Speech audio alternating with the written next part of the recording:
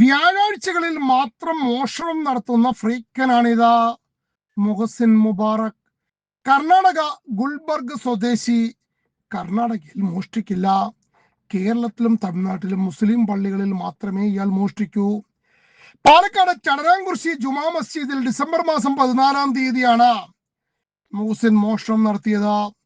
അർദ്ധരാത്രിയിൽ പള്ളിയുടെ ഓഫീസ് പൊളിച്ച മേശക്കുള്ളിൽ സൂക്ഷിച്ചിരുന്ന 2 ലക്ഷം രൂപ കവർന്ന കേസിലെ പ്രതി. വ്യാഴാഴ്ചകളിൽ മോഷണം നടത്താൻ കാരണം വെള്ളിയാഴ്ച ജുമാ നമസ്കാരം കഴിഞ്ഞാൽ പല മുസ്ലിം പള്ളികളിലും ഹൂണ്ടികയിൽ സൂക്ഷിച്ച പണം പള്ളി കമ്മിറ്റി എടുക്കും. അതുകൊണ്ടാണ് വ്യാഴാഴ്ച രാത്രി മോഷണം നടത്തുന്നത്. ഗുൽബർഗിൽ നിന്നും ട്രെയിൻ കയറി എത്തും. പ്രത്യേകിച്ച് ഒരു ലക്ഷ്യവുമില്ല. ഏതെങ്കിലും സ്റ്റേഷനിൽ ഇറങ്ങിയ ശേഷം അടുത്തുള്ള മുസ്ലിം പള്ളിയെ കുറിച്ച് ഗൂഗിളിൽ സെർച്ച് ചെയ്യും. എന്നിട്ട് ഓട്ടോ വിളിച്ചു വരും, മോഷണം നടത്തും, മടങ്ങും. മോഷ്ടിച്ചു കിട്ടുന്ന പണം കൊണ്ട് 2 നില വീടും ആഡംബര സൗകര്യങ്ങളും എല്ലാം ഇയാൾ നാട്ടിലുണ്ടാക്കി. ബ്യൂട്ടി പാർലറിൽ നൽകുന്നത് പോലും ലക്ഷങ്ങളാണെന്ന്. മോഷണത്തിന് ശേഷം ഓട്ടോറിക്ഷയിൽ മടങ്ങും.